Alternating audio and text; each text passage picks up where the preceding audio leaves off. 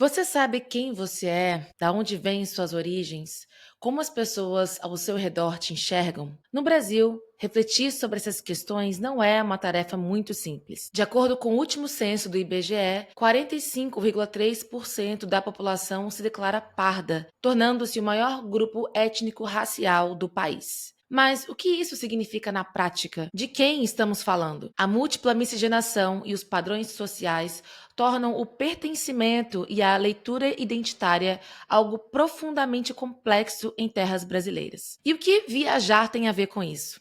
No episódio de hoje, eu converso com a Aline, mais conhecida como Uma Sul-Americana no Instagram, sobre como as viagens podem iluminar a nossa busca por identidade, pertencimento e as raízes que carregamos. Foi viajando pela América do Sul que ela finalmente se encontrou e vai compartilhar de forma vulnerável a história dela, que se parece com a minha e com a de milhões de brasileiros. Eu sou Laís Queiroz, eu espero que você se inspire com mais essa conversa. Não se esqueça de seguir o pod, avaliar e compartilhar esse episódio com uma amiga. Let's go! Aline, bom dia. Bom Muito dia. obrigada pela sua presença aqui no meu podcast. Fiquei muito feliz que você topou. A gente conseguiu esse horário de manhã. Estamos no mesmo fuso, Marrocos, Portugal, o que é muito bom. É raro com as minhas convidadas. Tô animada para conversar com você. Eu acho que a gente tem muito para falar, uma troca boa sobre coisas em comum, e é por isso que eu quis te convidar para esse papo hoje. Bom dia, bom dia. Agradeço bastante o convite. Para mim é uma honra sempre poder ter espaço de fala e poder falar sobre questões profundas, né, que me atravessa e quando eu comecei a compartilhar o como certas coisas tinham me atravessado, eu descobri que atravessavam muitas pessoas. Eu de verdade achei que eu estava muito aleatória, muito brisando nessa pisciana, então achei, nossa, eu tô aqui viajando sobre um assunto e de repente eu entendi que muita gente era atravessada por esse assunto. E sim, estou no Marrocos nesse momento, faz um mês que eu tô por aqui, agora eu tô na casa de uma família voluntariando. Legal. E massa que a gente coincidiu, assim, esse horário, porque não é fácil Não, estar fora do Brasil e acabar coincidindo exato. com alguém a Exato. agenda, o horário. E eu vi que você está voluntariando dando aula de espanhol para uma família no Marrocos? Sim, na verdade eu tô hospedada na casa de uma família, mas eu dou aula num centro de idiomas. Que Então, legal. o meu trabalho é no centro de idiomas e aí eles têm uma rede de famílias que recebem os voluntários para a gente ter onde dormir, né? Uhum. E sim, ensinando espanhol, o que é Olha super aí. significativo assim para mim, porque espanhol é o idioma que eu aprendi viajando e esses atravessamentos que a gente vai comentar nesse episódio, né, nessa conversa, é justamente o que eu vivi viajando, então é É bastante isso. significativo. Ótimo. Então, antes de estar no Marrocos, você estava na América do Sul? Eu saí da América do Sul pela primeira vez agora em maio. A gente tá em setembro, então eu saí em maio. E aí passei uns 2, 3 dias em Portugal, fui para Cabo Verde. De Cabo Verde, que também foi muito massa. Uau, quero muito ir.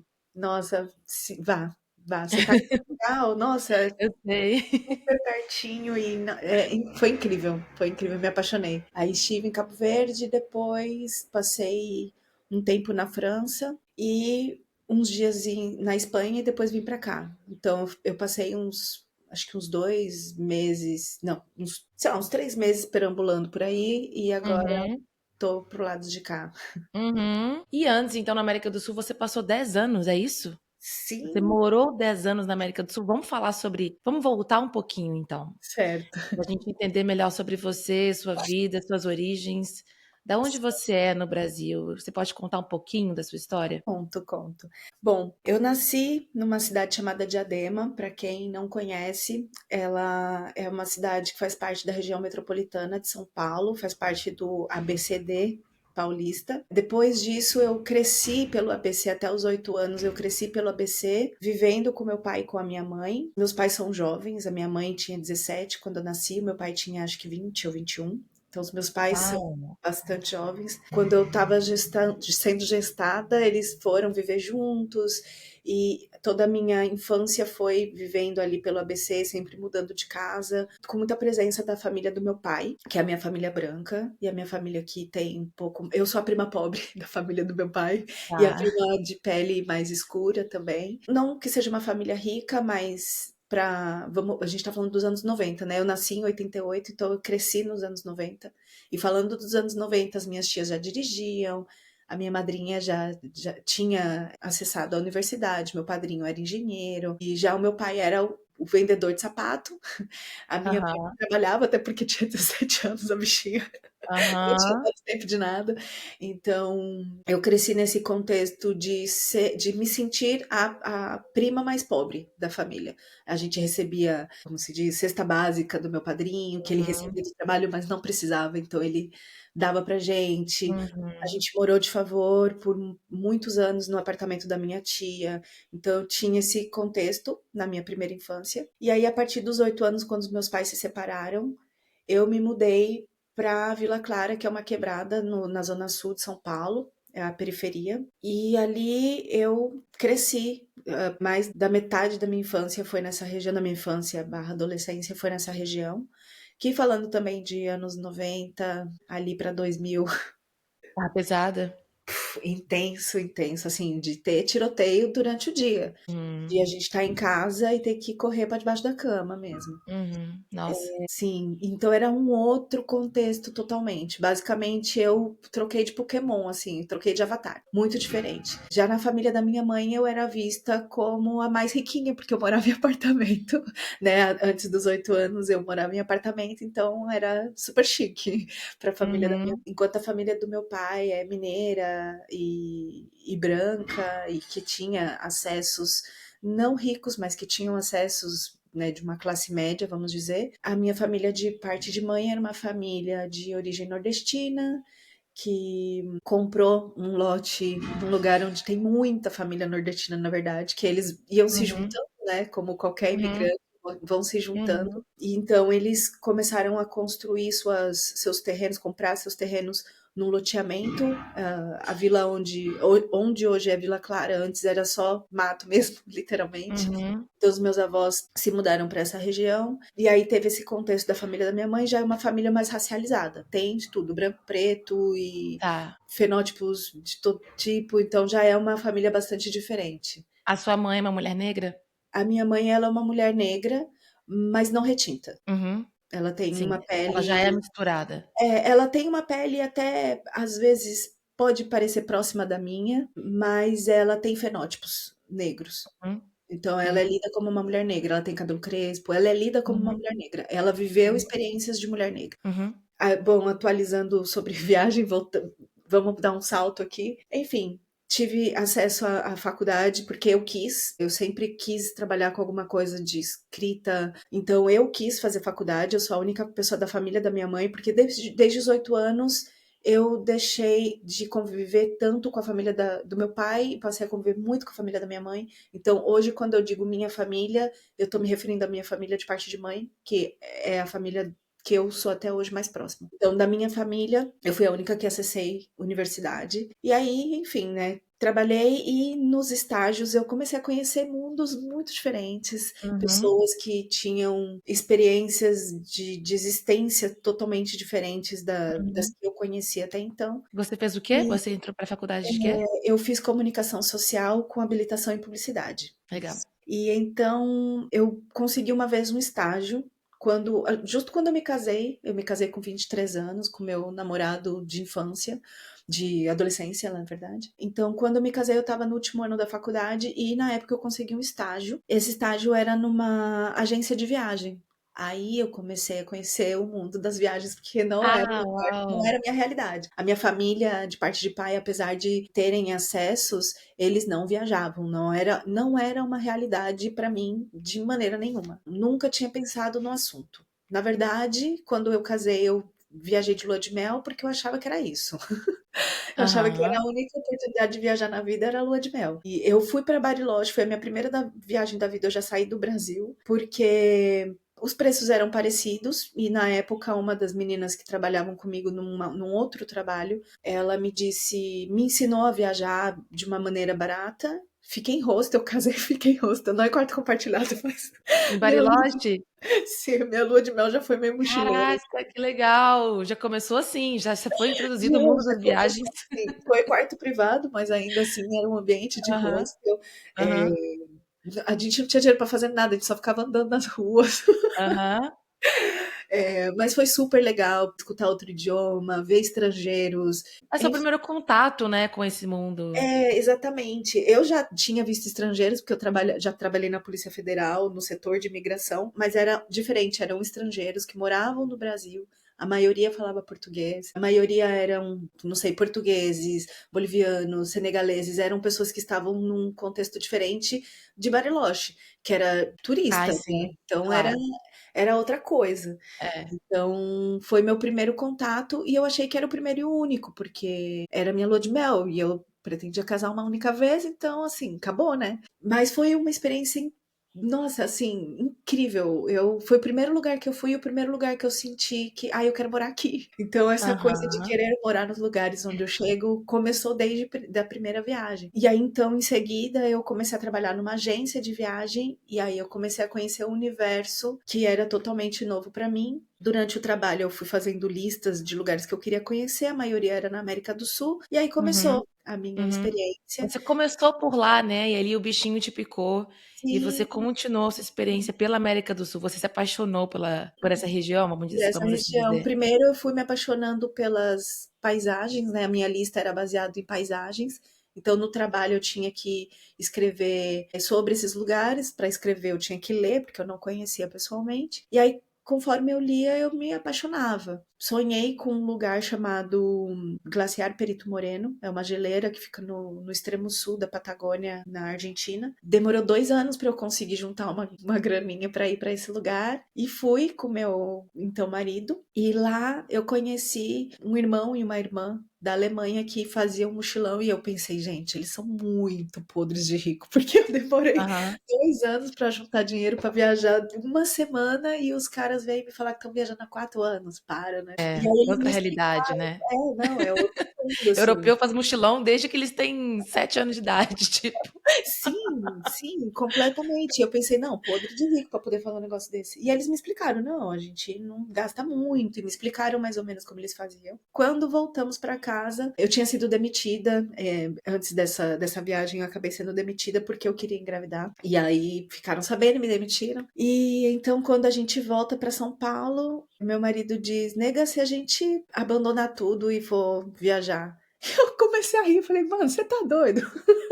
A gente não tem essa realidade, né? Só que, como eu estava desempregada, tinha tempo. Daí eu comecei a pesquisar pessoas que tinham feito isso e encontrei um casal brasileiro que tinha uma realidade social como a minha, e eles Aham, compartilhavam tudo num blog. Era meu blog preferido, óbvio, na época, aham, chamava Quatro Pies, mas eles eram brasileiros. E eles compartilhavam preço, compartilhavam como eles aham. economizavam. E daí eu fiz um plano e a gente saiu no primeiro mochilão. A importância de ter referência também, né, de achar pessoas Sim, com sim, o mesmo contexto social sim, que o seu é muito importante para fazer exatamente. com que a gente realize que é possível pra gente também, né. Sim, exatamente. E o meu blog eu fiz nessa primeira viagem que eu fiz, né, para o extremo sul da Patagônia, foi uma viagem para 2 pessoas que a gente gastou R$ 5.000, com tudo, com passagem, Caraca, com tudo. Então, na época eu fiquei: "Cara, não é muito, para cinco mim mil reais total? total". Isso faz muitos anos, né, É, claro.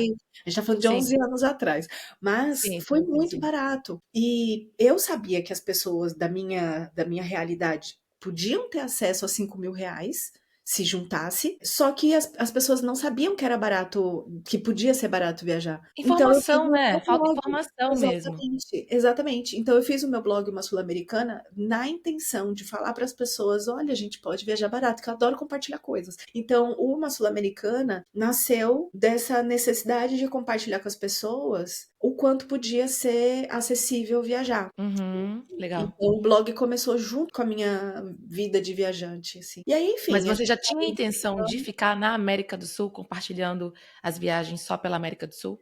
Eu acho que sempre tive esse sentimento por uma questão de enamoramento. Eu ia falar isso. Enamoramento. De paixão. Adoro. Saiu o Eu portunhol. adoro. Pode falar espanhol, não tem problema Bom, não. Hablamos espanhol. eu acredito no portunhol, então vou falar.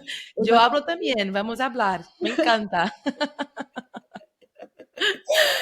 Então Sim. foi numa questão de enamoramento mesmo. Eu sabia, eu sentia que eu estava apaixonada por essa região. E acho que à medida que eu fui viajando, isso foi se intensificando muito, porque eu comecei a me apaixonar pelo espanhol, pelo idioma. Comecei a desconstruir o que antes para mim era paisagem, para entrar em outras questões, que era uma questão mais social, uma questão mais de pertencimento, uma questão decolonial. Então eu comecei a me inserir de uma maneira mais política do que eu estava pretendendo. E aí, esse vínculo político com o território, entender que a América do Sul, que o Brasil também era América do Sul, a gente só fala outro idioma, foi me ajudando a me aprofundar cada vez mais nesse sentimento de América do Sul. Uhum.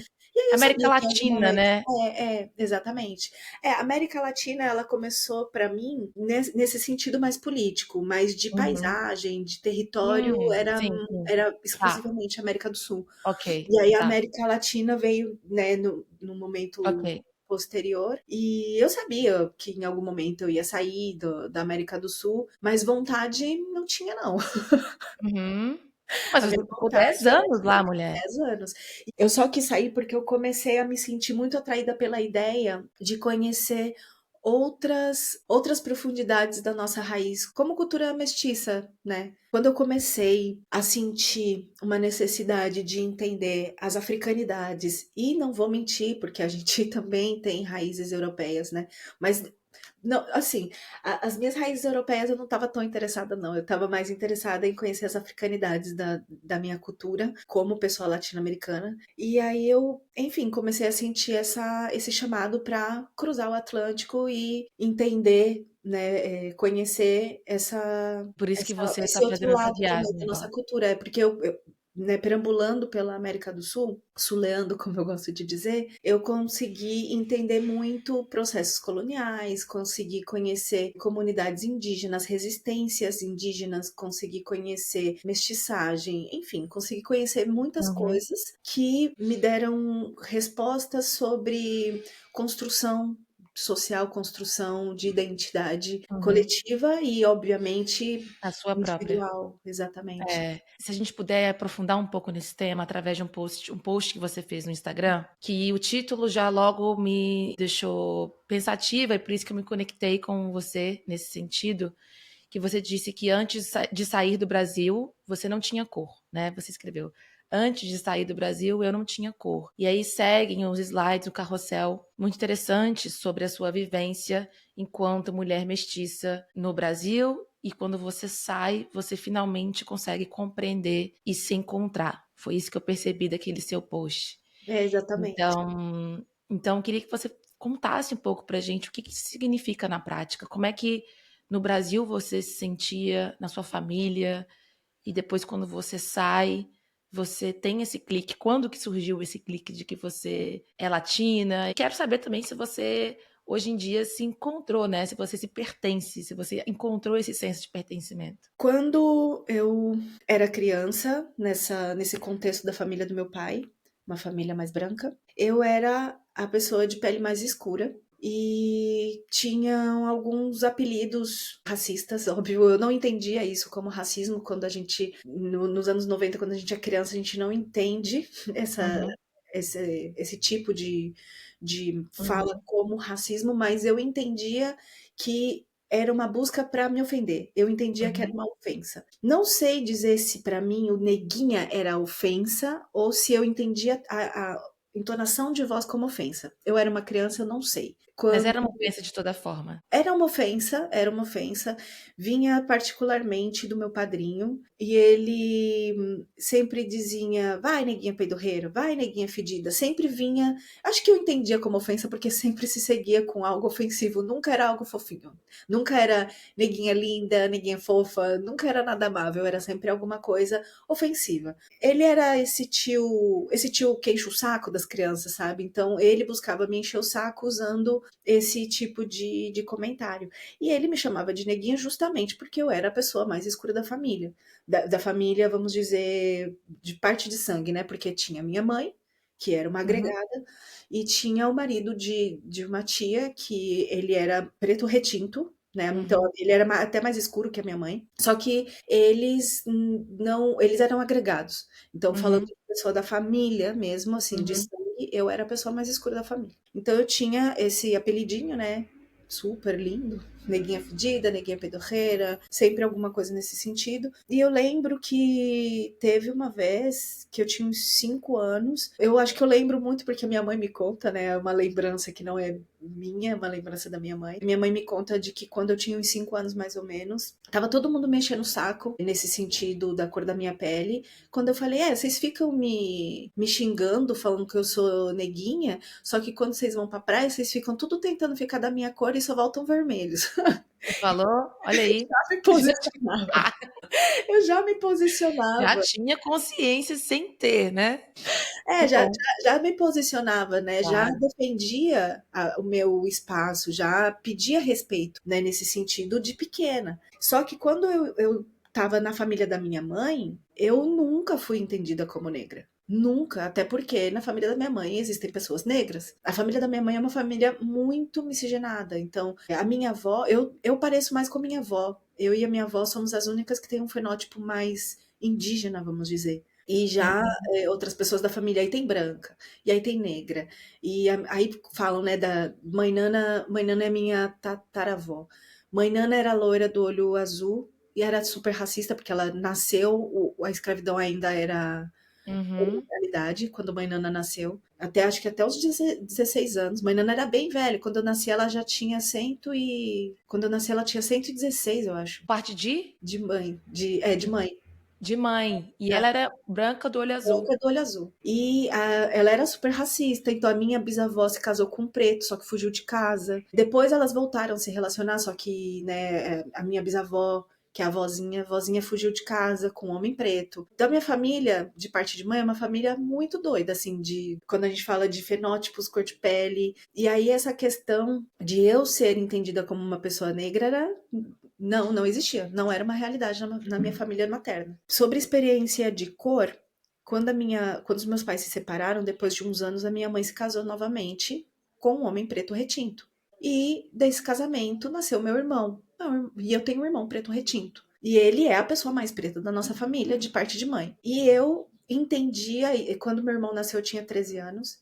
Eu entendia também que eu era diferente do meu irmão. Então, na minha família, de parte de pai, eu vivia uma experiência de racismo, como uma mulher de pele parda. E na minha família, de parte de mãe, não. Só que o meu irmão preto, sim. Dentro da própria Uhum. família. Então, todas essas piadinhas que eu experimentava na minha infância, o meu irmão experimentava na família da minha mãe. E ele é a pessoa Uhum. mais escura, né, dentro Uhum. da família da minha mãe. E ele já escutava churrasco, boca de borracha, porque o lábio era grande. Então ele já escutava coisas até muito mais pesadas do que as que eu escutava. Vou contar uma coisa muito pessoal minha, me vulnerabilizar aqui. Quando eu estava na escola com uns 14 anos, então meu irmão já era nascido, ele tinha mais ou menos um ano. Com 14 anos, eu apanhei na porta da escola merecidamente, porque eu ofendi uma colega, o nome dela era Michele. Eu ofendi a Michele chamando ela de macaca. Michelle era uma mulher, uma menina negra. E ela me bateu na porta da escola. Digo merecidamente porque, Uhum. né, ela não se acanhou, ela se defendeu, ela fez o Uhum. correto. Eu ofendi Michelle chamando ela de macaca, com 14 anos. Corta para muitos anos depois, quando meu irmão já tinha 16, então eu já tinha 20 e tantos, porque eu sou 13 anos mais velha que ele. E minha mãe, eu tava em São Paulo, já era mochileira, só que eu tava em São Paulo. Minha mãe me diz: Filha, você me acompanha na escola do Carlos? Porque eu fui chamada, parece que ele foi vítima de racismo. Lá vou eu com a minha mãe. Ai, me dá vontade de chorar. Lá vou eu com a minha mãe na escola. Meu irmão nessa época, ele tava muito estranho. Ele se enfiava no quarto, vivia de capuz, mesmo com calor. E a gente não entendia. Ele era adolescente, adolescente é esquisito mesmo. A gente não entendia, a gente perguntava, ele não falava. Voltando um pouco, quando na família as pessoas começavam a ofender o Carlos, eu defendia ele. Isso muito tempo depois da Michelle, né? Lembrando que Uhum, quando eu ofendi Michelle, o Carlinhos tinha 1 ano, então ele ainda não uhum, experimentava nada. Quando o Carlos vivia experiências de racismo na família, eu defendia ele. Já fiquei uhum, um tempo sem falar com alguém da família por uhum, conta uhum, das ofensas que faziam contra o meu irmão. uhum, Bom, então minha mãe me pede para ir com ela na escola, porque a minha mãe ela não é uma pessoa muito de falar, de se impor, e eu, desde criança, uhum. sempre me posicionei. Então ela me chamou para ir com ela, e quando a gente chega lá, a gente escuta que o meu irmão estava sendo vítima de racismo na escola, e a gente só soube porque uma menina cansou e resolveu bater nos meninos. Uma menina foi para cima dos dois Olha meninos só. que eram amigos dele. Eram amigos, andavam com ele. Pro meu O que irmão é mais triste, né, é na família, são os próprios amigos, tipo, exatamente, exatamente. Não é de um desconhecido na rua, são das pessoas próximas. Então, como uma pessoa vai se posicionar? Por isso eu digo, a Michelle foi muito incrível de bater em mim, porque a gente era amiga de escola, né? A gente uhum, era colega, não era amiga próxima, mas a gente era colega. Então, a hum. Michelle fez muito bem. Mas Eu é não isso que eu é falei. isso que é o negócio, a roda do racismo a gente vai se reproduzindo, Exatamente. são vítimas reproduzindo o que aprenderam dentro de casa, vocês Sim, são vítimas desse sistema. sim. Claro É, que ninguém quer ser, mas é que vocês aprenderam assim, então é isso que acontece, o oprimido acaba virando opressor, sim, a gente né. entende que a cor da pele é uma ofensa. A gente pode É. ofender alguém pelo fenótipo ou pela cor da pele. E aí, então, a menina, ela, para defender o meu irmão, bateu nos meninos e a gente foi chamada porque deu confusão. Porque se ela não tivesse feito confusão, a gente não saberia do que tinha acontecido. E eles estavam nessa prática há muito tempo, pelo que a menina disse. Que isso já estava acontecendo há um tempo e isso explica porque o Carlos não saía do quarto, vivia encapuzado, né? Então, foi muito dolorido para mim entender que o Carlos ele estava sendo vítima de racismo nos ambientes onde ele deveria se sentir acolhido e bem confortável. Se a gente não está bem confortável entre nossos amigos e entre a nossa família, a gente se enfia no quarto. Mas Isso exatamente, olha como é complexo, porque nem na família ele era, entendeu? Nem na família você era. Mesma coisa comigo, eu também já escutei várias coisas. Então, assim, como é que você espera que do lado de fora as coisas vão ser mais fáceis, se o racismo começa dentro de casa, como ele né? ia se Isso defender desses amigos, né? Ele se sentia mal, de alguma maneira ele se sentia mal, porque ele não se defendia, mas ele se trancava dentro de casa. Ele não saía de dentro do quarto. Então ele não conseguia nem, acho que talvez nem entender. Assim, dentro de casa, a minha mãe nunca foi de defender muito, porque a minha mãe é muito na dela. Então a única pessoa que defendia ele era eu, e ponto. Então talvez ele soubesse que aquilo não estava certo, porque eu falava, mas. Então, essa Uhum, foi a minha experiência dentro de casa. Quando eu começo a viajar, também teve numa época da minha vida que eu. Acho que todo mundo passou por isso, né? De que elementos da branquitude eram o padrão de beleza, né? Da época, ali pelos anos 2000. Então, eu fazia chapinha, e eu gostava de tatuagem. Eu tinha poucas na época, mas eu tinha e eu queria que a minha pele fosse mais clara possível porque eu achava que a tatuagem seria mais bem vista uhum, nessa pele mais clara. E eu achava que combinava mais comigo porque eu usava o cabelo liso. uhum. Eu era uma adolescente, Sim, início da adultez, então isso para mim fazia todo sentido naquela época, até porque eu não tinha consciência nenhuma de nada. uhum. Só reproduzindo de novo, né, só Exatamente. reproduzindo. Eu queria ser como era ser bonita na época. Eu queria ser bonita. Queria se encaixar, afinal de contas, é. Exatamente. E nessa época que eu buscava não tomar sol e tal, eu tinha uma professora de origem japonesa, que jurava que eu também tinha origem asiática. ela jurava. Então teve essa experiência também de eu até fiquei perguntando, eu conversei com a minha avó e ela disse: "Não, que japonês, mano, de onde você tirou japonês?" É, porque tem um fenótipo um pouco asiático, mas é indígena também, né, Exatamente, indígena só que o apagamento indígena era tão forte na época. exato, Hoje existe uma visibilidade indígena que na época a gente está exato, nem se falava, né. a gente tá falando de ano 2000 por aí, não existia visibilidade indígena nessa época, então eu parecia asiática. Então teve essa experiência Isso te pra mim. deixava mais confusa com relação à sua origem, à sua imagem, ao seu pertencimento? Eu ficava muito confusa, eu não entendia. Eu não entendia por que, por exemplo, por que ela falou que eu sou japonesa? E aí chegava até a pensar coisas do tipo, sei lá, será que a minha avó traiu meu avô? Sei lá, pensava em coisas nesse sentido, porque eu não pareço com a minha família de parte de mãe, não pareço com a minha família de parte de pai. Traço sim, eu sou a cara da minha mãe. Eu sou idêntica à minha mãe. Só que a minha mãe, ela é lida como negra e eu não. Aham, Só que aham, eu também pareço muito com pessoas da família do meu pai, como uma tia minha.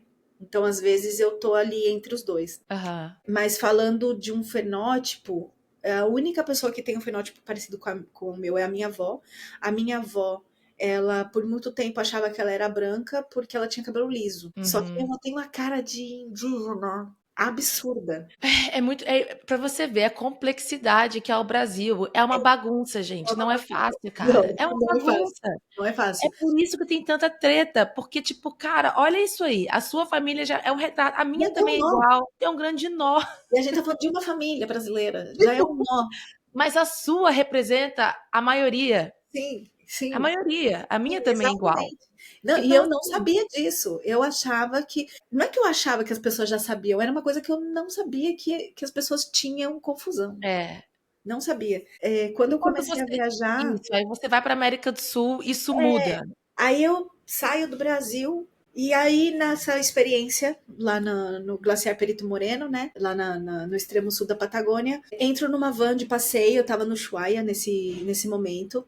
Entro numa van para ir até o parque mais austral do mundo, animadíssima, quando o guia fala em espanhol, ele diz: Olha só, estamos só entre latinos. Temos aqui Brasil, temos aqui Argentina, temos aqui Chile, temos aqui não sei o quê. E eu, quê? Você nunca tinha não fazia Nunca, nunca. Para mim, ideia. latino eram pessoas que falavam espanhol, latino eram outras pessoas, latino eram eles, não era eu. E aí eu fiquei, nossa, como assim, latinos? E aí isso ficou na minha cabeça, e aí quando eu tive tempo, né, de pesquisar, eu comecei a ler e vi que o Brasil era país latino-americano. Eu falei, nossa, mentira, gente, como que eu não sabia? Não sabia Que que o Brasil loucura, era né. um país latino-americano. Então, esse foi o primeiro clique, assim, de olha só, sou brasileira, mas também sou latino-americana. Eu Sou acho que sul-americana esse e sou foi o primeiro clique de pertencimento, talvez, que você teve, né. eu acho que o ser sul-americana foi o primeiro, Tá. porque eu entendia que o Brasil era parte da América do Sul e que a América do Sul era linda, incluindo o Brasil. E foi a primeira vez que alguém falou latino para mim, né? Então foi tipo anos alimentando o pertencimento sul-americano à distância, ou seja, só dentro do Brasil, e depois esse start de latino-americana, mas fora do Brasil. Dentro do Brasil nunca tinha sido latino-americana, só Isso brasileira. faz muita confusão, né, eu acho que muitos brasileiros ainda fazem confusão com esse termo. Latino-americano, sul-americano. Você consegue explicar pra gente a diferença? Claro. Bom, sul-americano, a gente está falando de geografia, é o sul da América. A América é um supercontinente, né? Que é subdividido. Então, temos o subcontinente sul-americano, o centro-americano e o norte-americano. O continente sul-americano engloba 13 países, do qual o Brasil faz fronteira com 10. Então, Brasil, a gente já consegue entender. Dos 13 somos um, sobram 12, fazemos fronteira com 10. Brasil Nossa, imenso. E por ser tão imenso, a gente não tem esse sentido, né, geográfico. Parece que o Brasil já é um é um planeta. continente, né. É, é um mundo. É O por isso que a Brasil é gente um se sente mundo. tão isolado, tipo, não Sim, eu eu costumo falar uma coisa, que o Brasil, a gente não é filho único, mas cresceu sozinho. A uhum. gente tem irmãos que nós crescemos de costas para eles, porque o Brasil ele foi invadido do Atlântico para o interior. Primeiro, o Brasil foi colonizado e o início do país, né, do que foi inventado o Brasil. O Brasil é uma invenção, então o Brasil foi inventado do Atlântico para o interior. Uhum, Então a gente cresceu de costas para os nossos irmãos da terra. E o uhum, Brasil ele foi colonizado por um país que colonizava o outro lado do oceano. Então a gente uhum, tem irmãos do outro lado do oceano, na África, mas que tem o oceano entre nós. uhum. Então, nós temos irmãos, né, de ambos lados e crescemos ali Mas daí esse senso de de filho ser único. sozinho, né? De filho Exatamente, único. exatamente. Porque esses irmãos que compartilham do mesmo território são irmãos, mas são diferentes de mim, então não tem uma similaridade ali, não tem uma conexão tão Foram forte. criados diferente, né? Foram Então, criados eu diferentes pertenço a e essa os família. outros estão do outro lado, que estão longe demais. Então não Sim, tem. sim, Interessante essa exatamente. análise. Então, eu costumo usar essa analogia para a gente entender o que que é o Brasil. O Brasil é um menino que cresceu sozinho, acha que é filho único, e não. Quando você sai do Brasil com. Depende também do olhar, porque tem gente que viaja de um jeito, tem gente que viaja de outro, mas dependendo do olhar que você. Quando você sai do Brasil, e dependendo também de para onde você vai, você começa a entender. Que você tem irmãos, que você tem coisas similares, apesar de você não ter crescido junto, você faz parte dessa família, né? Que é a família latina, é isso. E aí, a América Latina, isso a América do Sul, o Brasil ele é irmão, vamos dizer, da América do Sul. Até porque, fazendo um parênteses bem grande aqui, as fronteiras elas são inventadas, elas não existem. Eu estou escrevendo um guia de viagem e cultura da América do Sul e eu começo falando isso. Eu não começo falando de destino turístico ou de cultura indígena ancestral, eu começo falando da terra. A Terra tem fronteiras naturais, que são montanhas, são rios, Uhum, são desertos, são uhum, biomas inteiros que fazem as fronteiras. A Amazônia, por exemplo, ela é brasileira, mas ela é da Guiana, ela é da Venezuela, ela é do Equador, da Peru, Bolívia. uhum, Tem 9 países, né? Que eu vou dizer que a Amazônia pertence, ela tem 9 países. uhum, Então, as fronteiras, elas são uma invenção. uhum, O Brasil, no sentido de sociedade, existe, mas o Brasil, no sentido de território, não existe. Não existe uhum, uma linha que diz aqui é Brasil, aqui é Uruguai, aqui é Brasil, aqui é Bolívia. uhum, E lembrando, o Brasil faz fronteira com 10 países. uhum. Então, não existe Exato. Brasil, não existe território brasileiro. Então, o Brasil ele é irmão de terra mesmo. Os Guarani, por exemplo, vivem no Brasil, na Argentina, na Bolívia. O povo Guarani não tinha esse território dividido, né? Exato. Antes Somos não uma tinha única isso, terra. né? Isso é uma invenção mesmo. Exatamente. Então, a América do Sul é uma única terra, com vários biomas e vários limites naturais. Então, o Brasil ele tem vários irmãos que compartem essas similaridades, como se fosse, sabe, ah, você tem o mesmo nariz do seu irmão? É basicamente isso. Mas e o latino? E o latino? Da onde vem a E latinidade? aí a América Latina já é uma divisão que não é geográfica, é uma divisão geopolítica. É um termo que foi inventado por uns franceses na época da Revolução de Napoleão, porque a França queria ter influência na América, então eles resolveram englobar a América Latina baseado em língua, países da América que falam línguas latinas. Uhum, Então isso engloba o Haiti, engloba o Brasil e engloba os países que falam espanhol, que são mais de 20 países. uhum. E nessa época foi um termo criado por brancos por questões de poder, economia e influência política. E Só por que causa dos colonizadores, não? exatamente. O termo Da língua. América já é extremamente colonizado. O termo Sim, Brasil é um termo colonial. O sim, termo, né, Colômbia sim, é colonial. São sim. nomes coloniais. E a América Latina foi só mais um. Então, a América Latina nasce da necessidade de pessoas brancas, de interesses brancos, de fazer negócio ou de se aproximar ou de exercer poder sobre o território latino na América. Uhum, Só que conforme o tempo passa, a gente começa a identificar a América Latina como uma cultura parecida. Então, cadeira de plástico num bar onde tem um monte de bêbado cantando alto, a mãe gritando com os filhos, saindo com o chinelo na mão, a estética, né? a estética, exatamente, a estética, os problemas, Os né? Os problemas, problemas, o a passar política. Exatamente. Então a gente tem similaridades, e aí a América Latina se tornou, conforme foi passando os anos, assim como o Brasil era um país colonial e hoje é o que é, a América Latina é um termo colonial e hoje é o que é. Então, hoje a América Latina se refere a um grupo de países latinos que compartem uma geopolítica. Geo porque América e política, né, por questões Uhum, óbvias. uhum, Questões óbvias.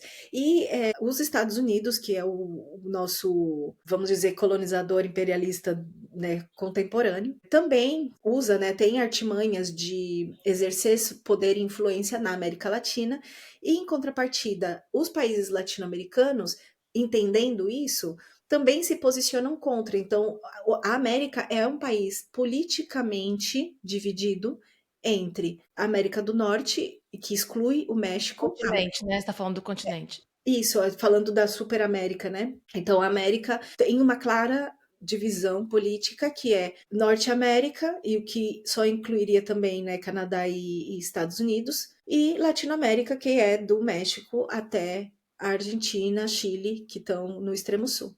Isso seria a América Latina. Essa é a diferença. Então, a América do Sul é um território, enquanto a América Latina é política, é uma Uhum, identidade política. E uhum, hoje em dia a gente fala, né, de América Latina como um orgulho, como uma unidade mesmo. Então a gente realmente ressignificou toda aquela visão que os franceses tinham, né, em 1800, sei lá o quê, para hoje é outra coisa. Hoje é uhum, totalmente outra coisa. E a gente consegue ter muito mais unidade. Quando a gente fala sul-americano, não existe muito uma identidade, existe um território. Mas ninguém sai falando, ai, nós somos irmãos sul-americanos. É latino-americano. Então, uhum, latino-americanidade está mais envolvida com uma identidade, enquanto o sul-americano está mais envolvido com um território. uhum, Eu sou uma latino-americana da América do Sul. Sou uma uhum, latino-americana do Sul, sou da América do Sul. uhum. Boa. E esse foi o E meu clique, assim, né? Então, tudo isso eu aprendi, eu entendi depois desse primeiro chá revelação, assim, né? Que o cara falou que eu era latino. a partir dali você começou a mergulhar, né, na história e Sim, comecei essas a descobertas. entender, comecei a entender. Isso foi na primeira viagem. Então, até então, eu alimentava um desejo por conhecer lugares bonitos. Depois disso, eu comecei a entender um pouco de política, um pouco de identidade. Uhum. Foi uma... Porque é uma busca pessoal também isso é o que te move, eu acho que de certa Sim, forma. E é sim, por isso que te intriga e você quer saber e você quer aprender, porque sim. também é uma coisa que te toca ali na sua história, né. Exatamente, é alguém falando que eu sou alguma coisa. Deixa eu entender então. Se você tá falando que eu sou latina, deixa eu entender isso daqui. E aí, conforme eu fui lendo, fui me interessando. E aí, em seguida, eu comecei a viajar. Bom, entre essa viagem e a seguinte, levei um ano mais ou menos, juntando dinheiro, consegui um trabalho, juntei dinheiro e um ano depois pedi demissão para poder viajar. E aí a gente fez uma primeira volta na América do Sul, a gente juntou cada um R$ 10.000, vendemos carro, né, o que tinha para poder fazer essa viagem. E essa viagem foi totalmente transformadora em todos os sentidos da minha Uhum, vida, todos, todos. E nessa viagem, principalmente na Bolívia, eu tive muita compreensão sobre indigenidades, né? O que que é a resistência indígena? A Bolívia é o país mais indígena da América do Sul. 90% das uhum. pessoas ou são indígenas ou são mestiças de indígena, então o fenótipo indígena está presente em 90% da população. Elas acharam que você era boliviana lá? Na Bolívia foi o único lugar onde as pessoas sabiam que eu não era boliviana. Ah, ok. O único lugar, o único. Todos os outros lugares eu sempre passei como pessoa local. E isso faz parte dessa experimentação de pertencimento e de reconhecer que eu sou uma pessoa mestiça. Por quê? No Chile, se eu tava com a boca fechada, porque no começo eu não falava espanhol, então se eu tava com a boca fechada, as pessoas vinham me pedir informação, porque eu parecia uma chilena. Na Argentina, a Argentina é um país um pouco mais branco, só que existe o norte da Argentina. E no norte da Argentina, onde as pessoas são mais indígenas, o norte da Argentina o norte e a Misiones, que está ali perto de Foz do Iguaçu, são as regiões mais indígenas da Argentina. E em Jujuy, eu nunca fui entendida como alguém de fora. Bolívia, sempre sabiam que eu era estrangeira. Peru, Só sabiam que eu sou estrangeira em lugares, em comunidades indígenas, onde não tem mestiça, e também quando viam muitas minhas tatuagens, porque não é muito da Uhum, cultura peruana fazer tatuagem. Pelo menos fora de Lima, fora de Cusco, não uhum. é muito comum. Colômbia, então, De lá. eu sou colombiana. Inclusive, falando, eu falava um espanhol horrível e um cara me perguntou: "E você é de Barranquilha?" "Que? Olha o meu espanhol, moço, você tá me ouvindo?" Não, ele tá te vendo. Exatamente, ele não, eu acho que ele não estava me ouvindo. Exato. Mas Eu comecei a perceber isso, de que, olha só, eu pareço com essas pessoas. E teve um comentário específico no Chile, isso já mais anos depois, porque eu entendia que eu parecia com essas pessoas, mas eu ainda não entendia quem eu era. Eu só entendia que eu parecia com essas pessoas. Então eu ainda não entendia. E nesse momento, o movimento negro no Brasil foi ficando mais forte. E uma das coisas que eu sabia era que eu não era negra. Então, esse sentimento de caramba, onde que eu entro? Foi ficando mais forte. Acho que com a visibilidade do movimento negro e também do movimento indígena, foi ficando mais claro para mim que eu não sabia que eu era. Né? Então, até então, eu só entendia branco, não branco. Existia isso para mim. Ou você é branco ou você é não branco. Era uma negação. A partir do momento que essa negação passa a ter nomes, você é negro, você é indígena, aí eu comecei a estar. Eu sou o quê, será? E no Brasil eu entendia que eu era parda, mas não entendia o que isso significa. Eu achava que era a cor da minha pele. Eu tenho uma cor, uhum, né? uhum, Não sou preta, sou parda. uhum, E uhum. nos outros países eu fui entendendo que eu parecia com aquelas pessoas, mas não entendi ainda muito bem. Até que um dia no Chile, muitos anos depois, já estava divorciada, já era nômade, isso foi em 2019. Uma mulher diz, eu fui num brechó e perguntei o preço, uma mulher falou o preço pra mim. E aí eu tava com uma amiga negra, retinta, brasileira também, que eu conheci lá no Chile, e aí eu saí um pouquinho da loja e falei: "Amiga, vem aqui que aqui é barato", em português. E a mulher: "Ah, você não é venezuelana?" Aí eu falei: "Não, sou brasileira". Ela: "Ah, o preço é outro. Eu achei que você era venezuelana. Para venezuelano é mais barato". Não acredito. Venezuelanos são migrantes, né? Então ela queria Sim, apoiar se eu fosse venezuelana. sim. E aí eu falei, ah, como assim? Agora você já falou, tô iludida e tal. Só que aí nessa conversa eu falei pra ela, e por que você achou que eu sou venezuelana? E ela, ah, porque eres morocha, eres mestiça. E morocha é Uhum. como morena. E foi a primeira vez que alguém falou mestiça pra mim. Quando ela falou mestiça, Caiu a ah, ficha. aí eu, tipo a Cinderela, colocando o sapatinho de cristal, Sei me senti com o meu muito sapatinho. bem, sei muito bem, porque aconteceu um episódio comigo parecido. Eu fui fazer o mesmo rolê que você fez, que tá fazendo, né, de procurar identidade, mas eu fui pro continente africano. Passei 3 meses, porque minha madrinha, enfim, a história é longa, mas para resumir, eu descobri há pouco tempo que a minha ancestralidade por parte de pai é angolana. Então aquilo ficou na minha cabeça, aí eu fui pra África, queria terminar em Angola, mas não fui, mas enfim. Essa minha viagem, ela já foi suficiente para essa minha ficha cair. Eu estava na Tanzânia e assim, era muito engraçado ver como as pessoas me liam nos diferentes países que eu ia.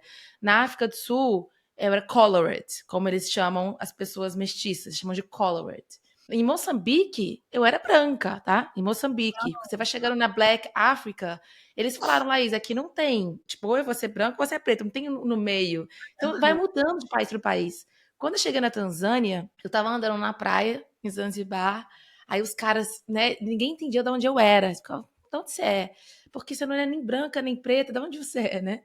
E aí eu tava andando na praia, o cara falou assim, hey, Cappuccino, where are you from? Cappuccino, eu adorei. Eu ria, aí me bateu, aí, tipo você, minha ficha caiu, assim, cara, é isso, eu sou cappuccino, eu sou café com leite, tá tudo bem ser os dois, entendeu? Tá tudo bem, faz parte de quem eu sou, faz parte da minha história ser cappuccino, ser mestiça. Sim.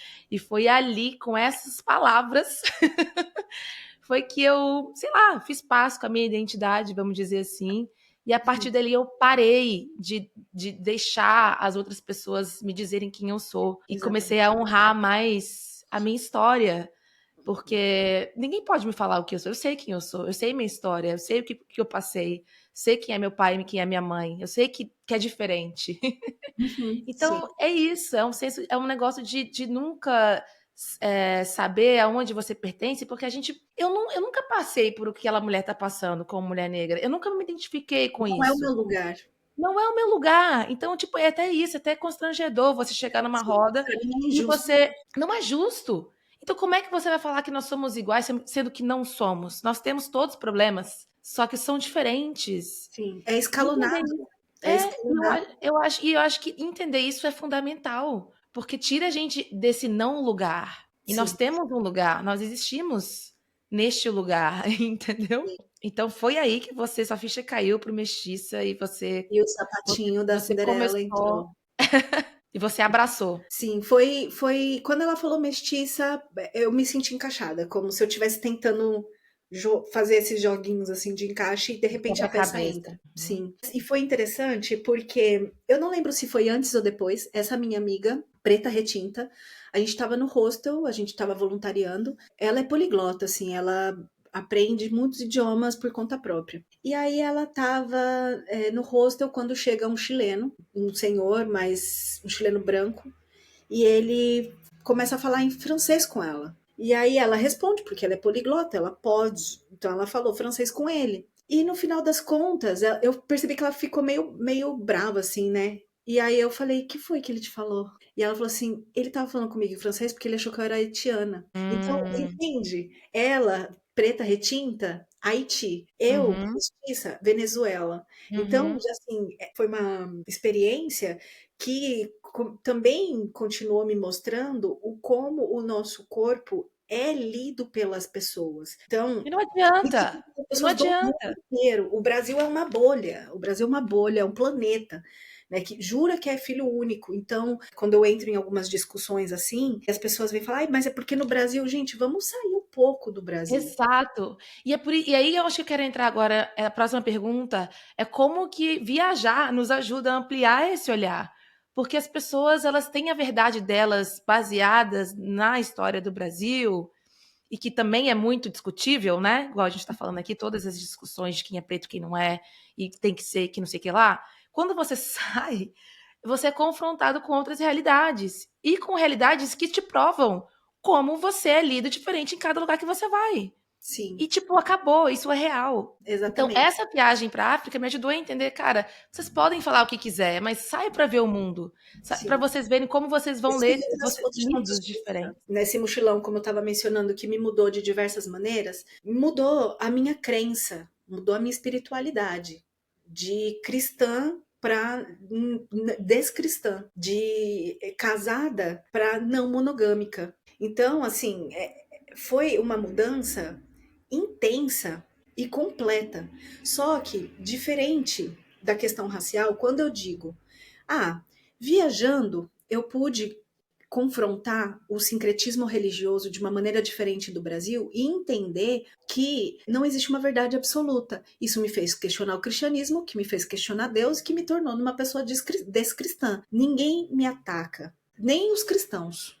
Agora, se eu digo no Brasil isso, mas quando eu saí mestiça, Uhum. silêncio, cala a boca. Cala a boca, porque a gente tá no Brasil. Então, assim, eu fico até com um pouco de medo de falar sobre racialidades, porque quando. Vamos voltar um pouquinho.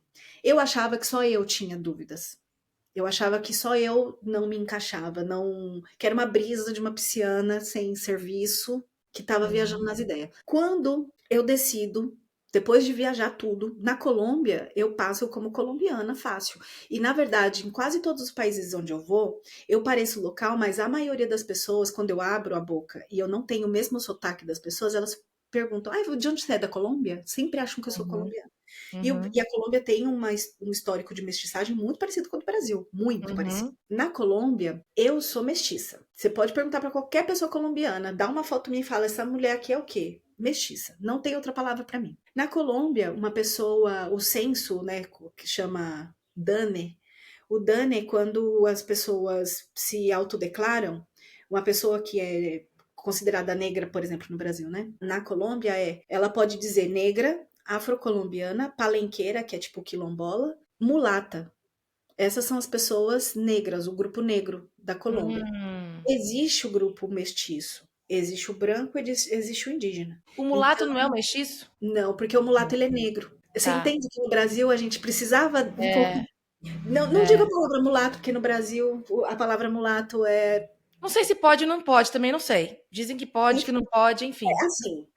O movimento negro rejeita a palavra mulato por conta de uma origem que seria uma origem Sim, é racista, pejorativa, mas né? todas Cruzamento de todos os dois. termos, o termo indígena, o termo negro, são todos termos horríveis, racistas, mas a gente ressignificou. A palavra mulato a gente não ressignificou, a gente apagou. Então, o Mas Brasil tem tem voltado, vários. algumas pessoas têm voltado com essa palavra. Você tem Sim, visto eu isso sou, eu sou também? uma pessoa que gosto de usar mulato, mas de uma maneira meio provocativa. Mas comprei uma briga muito difícil, que eu tô assim, ó, sem energia para esse tipo de briga. Mas a palavra mulato, ela teria duas origens, uma no árabe e a outra no latim.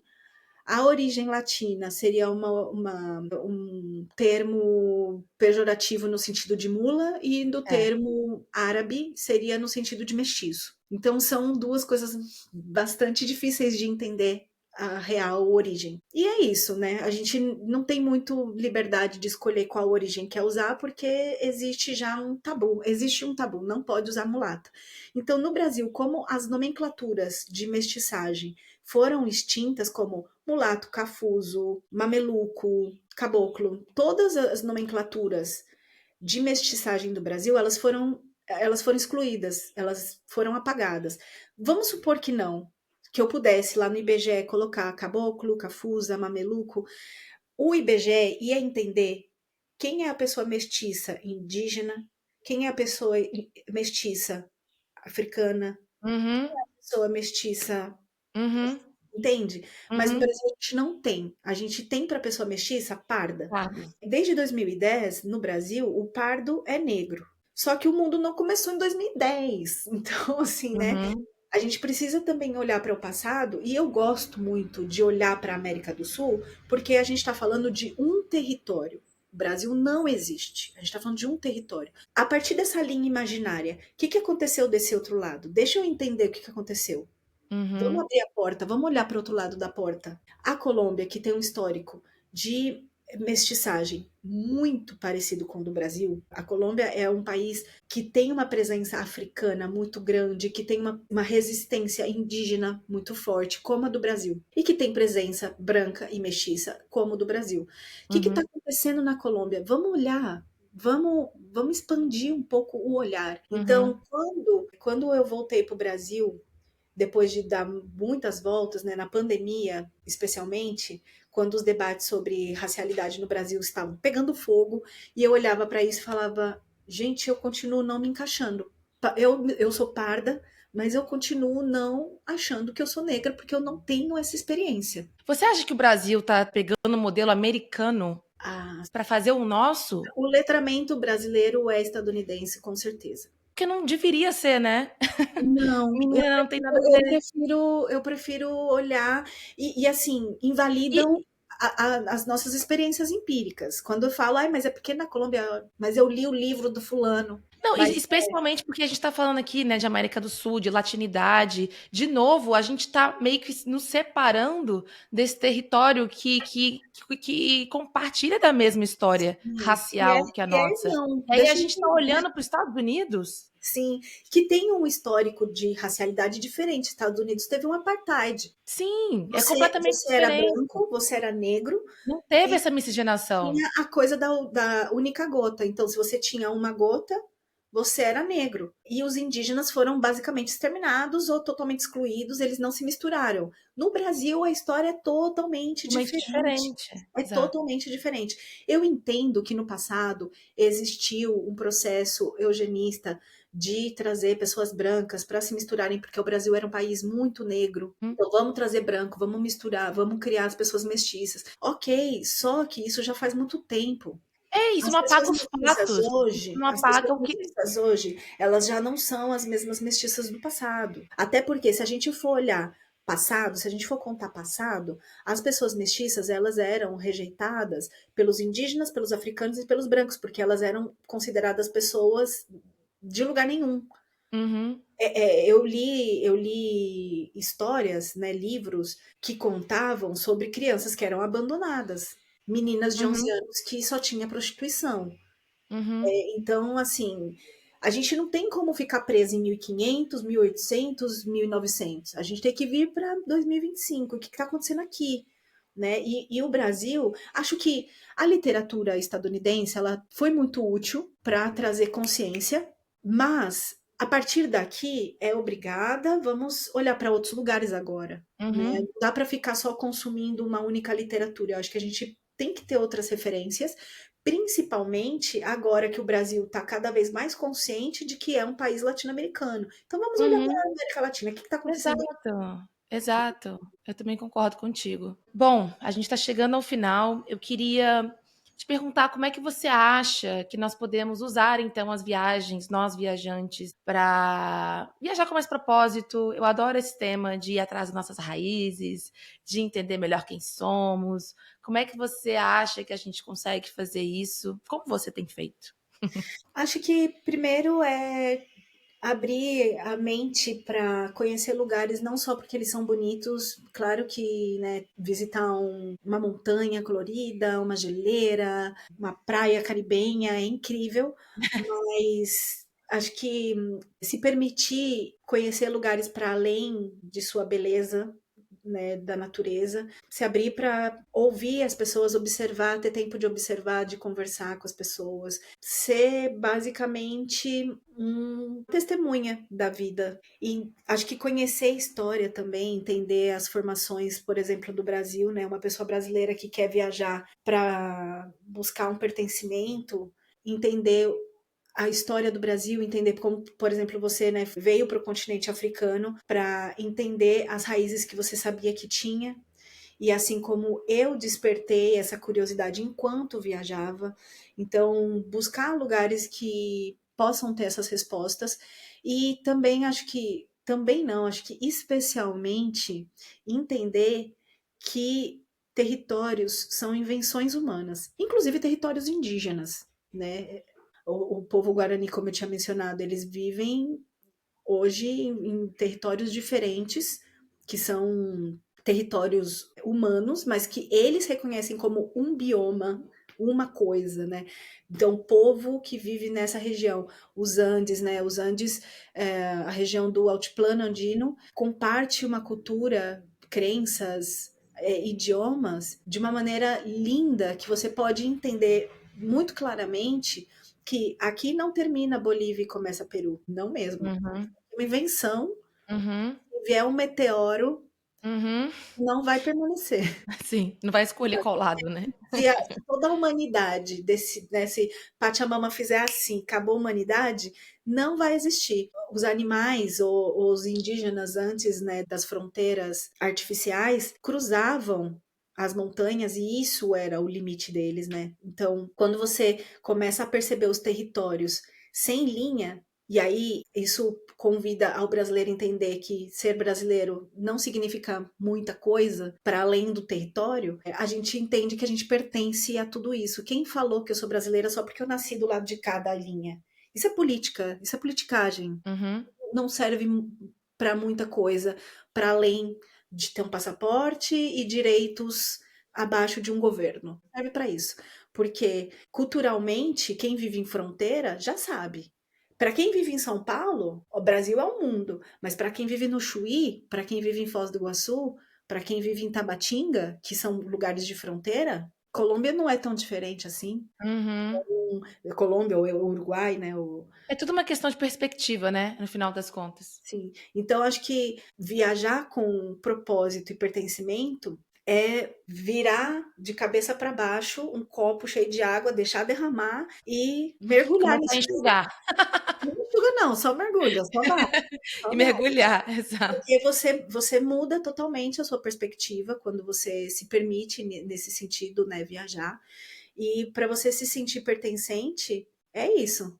É virar o copo de cabeça para baixo. E até dentro do Brasil é possível fazer isso. Viajando dentro do Brasil, eu entendi o que era ser paulista. Eu não Uhum. sabia antes de sair de São Paulo, eu Começa não por aí, entendia né? como o mundo via o que que era paulista. Inclusive, entendo que as pessoas têm uma visão super limitada de paulista, acham que a gente é tudo Faria Limer. Tipo, eu da periferia, eu não me entendia com o que as pessoas falavam do estereótipo paulista. Eu falava, gente, mas a minha família não é assim, não. Uhum, uhum. Eu não sou assim, não. E então, até nesse sentido de me entender como paulista, me desconstruir como paulista e de entender como o Brasil é plural. Dentro do Brasil já existem muitos Brasil. mundos. Não precisa nem cruzar, não precisa nem cruzar a fronteira É. artificial, né, no sentido Brasil. A gente pode cruzar essa fronteira no sentido dentro do Brasil, dentro do próprio país, a gente consegue entender que o sul é um mundo enquanto o norte é outro totalmente diferente. Então, acho que viajar com pertencimento é realmente se permitir sair da nossa bolha, colocar outras lentes e tá aberto. Não dá para ter preconceito, não dá para julgar e dizer essa cultura é assim ou é assada, é só observar, é Uhum. observação. Acho que observando a gente vai conseguindo entender onde a gente se encaixa, o que que a gente comparte, né? Sei lá, você tá na Colômbia e aí você vê uma roupa das mulheres afro-colombianas em Cartagena e você olha e fala, gente, é igualzinha as roupas das baianas, é igualzinha, muda um pouco a cor, Uhum. mas é igualzinho. O Sim. ritmo é parecido. Então a gente consegue entender as africanidades do Brasil, por exemplo. Uhum. Então é Total. bem interessante quando a gente faz esse movimento, que a gente consegue ir pegando os Expandir a fragmentos, consciência, se né? entender, não só a nível, né, nacional, coletivo, mas muito pessoal. Pessoal, acho que nesse debate sobre racialidade, a gente tenta muito olhar de maneira coletiva e esquece que somos indivíduos. Esquece que a experiência ela é individual. Apesar de ser coletiva, ela é Apesar de ser individual e ela coletiva. tem que ser levada em consideração, Sim. né? Eu acho que a gente acaba academizando demais, elitizando demais, porque, por exemplo, a minha avó ela tem 75 anos, ela por muito tempo achou que ela era branca porque tinha cabelo liso, ela associava cabelo liso a isso, até que ela foi entendendo que ela parece indígena, porque a visibilidade indígena chegou até ela, mas se você vier com academia para minha avó, Gente, colorismo, nananana, ela não vai entender. Quando a gente silencia a experiência empírica para colocar um livro acima de tudo, isso é religião, né? Então a hum, gente está silenciando as experiências subjetivas das pessoas, principalmente das pessoas mais humildes, as pessoas iletradas, pessoas que não uhum, sabem ler, pessoas que não têm oportunidade, ou pessoas que não têm tempo para isso. uhum. Então, acho que a gente acaba elitizando e colocando as coisas num quadrado meio religioso mesmo. Isso Excluindo, né? é certo que está escrito. Se alguém escreveu, é Não, isso. essa experiência não interessa. O que interessa é o que está aqui. O que está escrito, exatamente. Eu entendo a importância do coletivo quando a gente fala de políticas públicas, mas a gente não pode silenciar as experiências individuais em nome de políticas públicas, porque as políticas públicas só acontecem para um público e o público ele é formado por indivíduos. Diverso. Então, assim, a gente precisa escutar as pessoas, na minha visão, né? Se existem pessoas que estão falando, ei, eu não me encaixo nessas caixinhas, por que que a gente não pode falar, ok, quais outras caixinhas será que a gente pode abrir? Que nome será que a gente pode dar? Como dizem lá na Colômbia? Como funciona no Equador? Uhum, Sabe? Como funciona em Cuba? Em Cabo Verde, que é um país mestiço, o Cabo Verde foi colonizado por Portugal, não tinha ninguém habitando lá, mas foram levadas pessoas africanas retintas para essas ilhas. Elas se misturaram com os brancos e Cabo Verde é bastante interessante nesse sentido. As pessoas se entendem como mestiça, a maioria das pessoas se entendem como uhum, mestiças. Elas sabem que uhum, elas são diferentes dos africanos do continente. uhum, Então, assim, o que que uhum. dizem lá no Cabo Verde? Vamos entender, vamos, Vamos ampliar o nosso olhar, né, para outros países que se parecem mais com a nossa história, sim. E né? assim, vamos dar lugar para todo mundo se sentir encaixado. É, Essa semana tem umas coisas que eu não compartilho no meu público, porque nossa, é porque é muita difícil. treta, né, amiga? Nossa, vários cancelamentos. Esse post, né, quando eu saí do Brasil não tinha cor, ele alcançou muitas pessoas. Eu não gosto de viralizar por causa disso, porque vem muita gente que não sabe quem eu sou. não Sim, conhece minha história. Então, vê um post e acha que pode falar que é tudo que aquilo quiser. ali. É. Então, tem muita coisa que eu tenho compartilhado mais nos meus amigos próximos. E uma das coisas foi que ontem eu recebi 2 comentários falando: mulher, você com essa skin indígena falando que é parda, se liga. Ai, Gente, eu gente, é queria falar isso. o quê? Mas Indígena? Porque sabe qual que é? eu não sou Sabe qual que é o indígena. sabe qual que é o resumo da ópera para as pessoas mestiças? As pessoas sempre vão querer dizer o que nós somos. E é isso que é esse não lugar. E aí é por isso que tem que ter uma caixinha para essas pessoas. Sim, Porque todas as pessoas sabem quem eu sou, menos eu. sim. Esse é o grande resumo. E alguém diz algo. E isso é engraçado, porque eu já compartilhei, né? Essa daqui, ó, falando, mulher, você é branca, porque o branco tem várias tonalidades. Aí É. vem outro e fala assim: você tinha que reconhecer a sua negritude e parar com esse negócio de mestiça e reconhecer que você é negra. Aí vem outro e diz: mulher, mas com essa skin de indígena, como que você tá dizendo que você é parda? E aí eu fico, tá, decidam, briguem. Decidam. Mas então, você hoje em dia estava tranquila com isso? Você se encontrou? Você sente que pertence Sim, agora? sim. E foi muito emocionante. A primeira vez que eu escrevi sobre isso, eu não sabia que existiam pessoas que também estavam nesse limbo. Eu achava, né, como eu tinha mencionado, que era uma coisa minha. Então, quando eu voltei, escrevi um texto, eu escrevi chorando. Ele tá no meu blog, chama alguma coisa assim, nem negra, nem branca, nem indígena, mestiça. Quando eu escrevi, as pessoas me mostraram o trabalho de uma moça que eu não vou citar porque ela, né, tem uma onda de cancelamento ao redor dela. Sei Mas como é. aí, sabe? Quem tá escutando sabe. Quem apoia ou não sabe. Sabe? E aí me indicaram. Ela era super pequena ainda nesse momento, quando eu escrevi. Falaram, amiga, olha essa menina aqui que tá falando. E eu falei, caramba! Quando eu Caramba! encontrei ela, eu também tive esse senso do tipo, olha, me Tem outras identifiquei. pessoas. Sim, tem outras pessoas aqui. Então eu entendi que eu não estava sozinha e entendi a necessidade de falar. Eu não esperava que eu fosse receber hates, eu não estava esperando, eu não sabia que seria ofensivo. Porque como eu nunca tinha entendido mestiçagem nem nada nesse sentido, eu não sabia que seria ofensivo para algumas pessoas. Eu não sabia que eu ia ser atacada da maneira como eu tenho sido atacada. Então foi uma surpresa para mim, mas apesar do incômodo de outras pessoas se sentirem impactadas com o meu reconhecimento, na minha individualidade, nossa, é incrível se reconhecer, incrível. E eu me sinto dentro do Brasil, quando a gente fala sobre racialidade, no Brasil eu me sinto desconfortável. Em outros Uhum. países eu saio desse limite fictício brasileiro para outros países, automaticamente eu me sinto pertencente e encaixada como mestiça, porque Uhum. esse termo existe, esse termo é aceitado e eu me sinto à vontade. É bizarro, mas dentro do Brasil eu me sinto desconfortável de ser quem eu sou. Hum. Forte isso, né? É É, triste, é é triste. triste. É triste porque se eu abro a boca para Parece que dizer você tá quem eu errada, sou, né? Parece que você é errada de eu sou existir. racista. Parece que você é errada e racista e você tá querendo negar suas origens. Sim. Quando na Ontem, verdade. ontem também, né, enquanto chegou essas duas falando que eu sou indígena, e gente, eu não sou. Eu não tenho vínculo com nenhuma etnia indígena. Eu não tenho nada de realidade indígena na minha vida.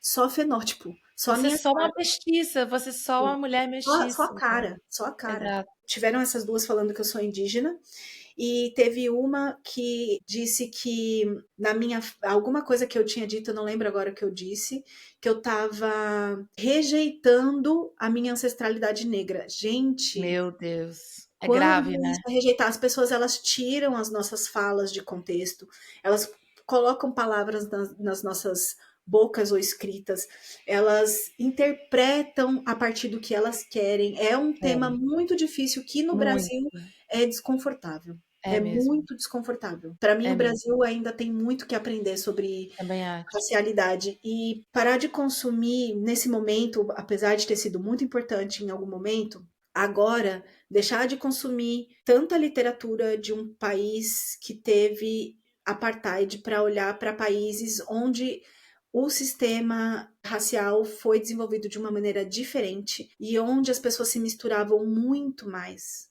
Uhum. Muito.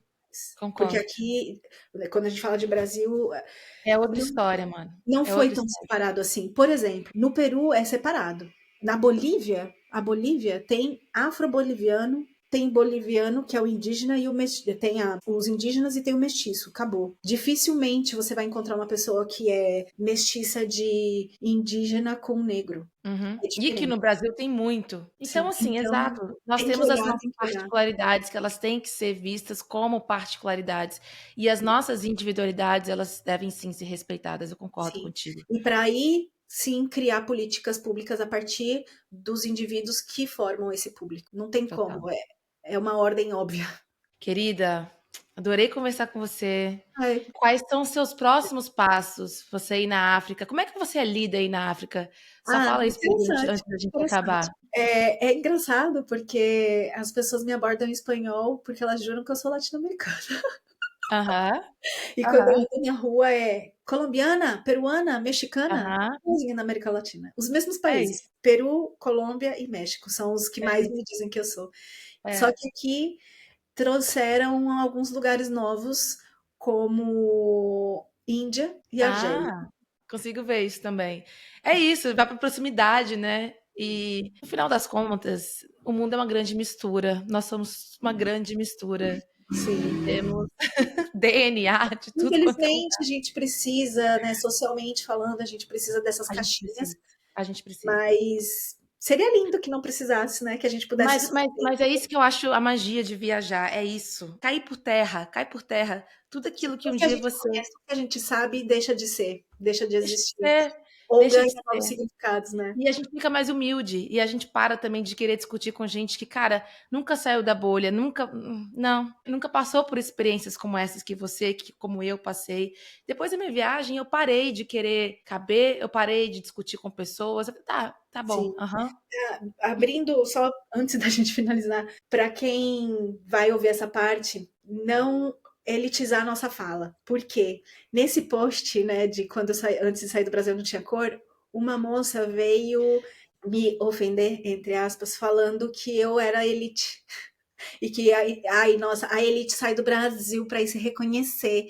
Eu sempre soube, porque a polícia na minha quebrada. Olha, eu sou da quebrada. Ah, amiga. De novo, né? Não conhece, as pessoas não Quebrada. conhecem. E a gente pode sair do Brasil. A gente pode, inclusive, sair do Brasil dentro do Brasil, ir para outros lugares, ir para a Bahia, ir para o Sul. Né? Experimenta ir para a Bahia e para o Sul, sendo o corpo que você já vai Exato. experimentar diferente. Vai para o Amazonas, onde a população indígena e mestiça indígena é imensa. Começa a se movimentar dentro do Brasil, não precisa nem sair do Brasil. Começa a se movimentar Uhum, para outros lugares dentro do Brasil, vai para o ladinho da fronteira, é só cruzar a rua. Você vai para Foz do Iguaçu, você uhum. cruza uma rua, você já está em outro país, sabe? Então, começa a se movimentar e parar de achar que tem que ser rico para se movimentar. A gente que é da favela, a gente também pode. A gente também Você é um pode. exemplo vivo disso. Sim, sim. As pessoas olham As- hoje eu aqui no Marrocos, mas elas não entendem o chão que eu pisava antes de. Exato, as pessoas têm que parar de julgar o livro pela capa, de ver só recorte na internet, ao invés de ler, de se interessar. Deixa eu entender a história. Escuta podcast, vai entender, vai procurar saber, pergunta antes de sair fazendo Pergunta, julgamento. pergunta. Pergunta, Não custa pergunta. nada. Não custa E nada. evita um monte de coisa. Então, só, né, Aline, como a gente comentou, né, sobre viajar, assim, só reforçando sim, é um isso. privilégio viajar, mas é isso, não é impossível, não é, Não é impossível, não é não é impossível. mesmo. Querida, você vai ficar no Marrocos até quando? Ainda não tenho uma previsão, mas eu imagino que pelo menos um mês mais. Tô na dúvida se quero ir para o Senegal ou se quero Ai, voltar quero ao muito ir pro Senegal, Brasil. cara, eu queria Então, eu muito ir pro quero muito, Senegal. mas acho que a questão do idioma tá me pegando muito. Eu tenho Ah, estado muito francês, né. solitária no Marrocos. É, Eu tenho acordado com muita ansiedade, assim, e aí eu tô tá. pensando: "Eu tô bem, será que eu posso ir? Ou eu tô bem e vou piorar?". Então Uhum, ainda tô tá, analisando se eu devo ir tá, para o Senegal nesse momento, ou se é melhor eu me desenvolver melhor em idiomas, porque eu falo só português e espanhol. Só não, que já é tá. bastante coisa. Já é Falo bastante português e coisa. espanhol, Sim, mas eu tô estudando francês para me comunicar com ótimo. esses países africanos. Eu também, fazendo um teste de ancestralidade, eu vi que eu tenho ancestralidade na Costa da Mina, então Uhum. Togo, Benin. Seria incrível poder visitar esses lugares, mas talvez não seja o momento. Tenho paciência, tenho pressa nenhuma, tenho uma vida inteira para fazer É isso. isso. Então, ainda estou pensando. Se não vou para o Senegal, acho que volto para o Brasil. Volta pro Brasil. Boa! Quem sabe a gente não se encontra lá no final do ano. Ah, massa, você Eu já tô vem. indo. E que E lugar se você é do você Brasil? se fizer uma escala aqui em Portugal, me fala, viu? Pra Ah, gente se talvez eu encontrar faça, te aviso. Você está em em Lisboa? Lisboa, sim. Tá bom, tá certo. Bom, muito obrigada. Eu que É agradeço bom pelo demais conversar com você, uma pessoa sábia, inteligente, respeito muito sua história, compartilho dessa história também, então por isso que a gente se conectou de uma forma legal. E continue desbravando esse mundão, compartilhando o seu conhecimento com a gente, e não se deixe amedrontar por pessoas que não sabem nada sobre você, tá bom? Ai, obrigada, obrigada.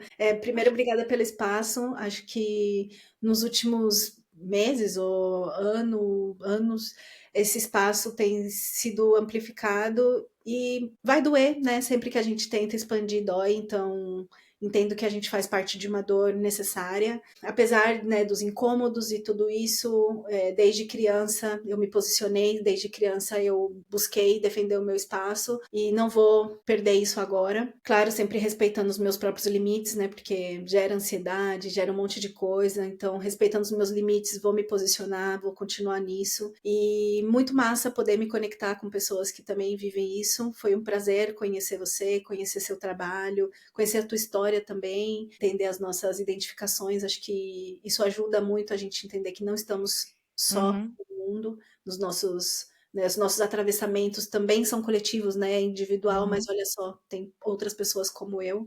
Então, uhum. muito, muito lindo poder conhecer isso. Seguimos em contato, vou continuar Sim, acompanhando aí por tua favor. jornada. E eu a sua. Um prazer imenso ter esse espaço aqui para a gente conversar. Muito obrigada. Um beijo. Um beijo.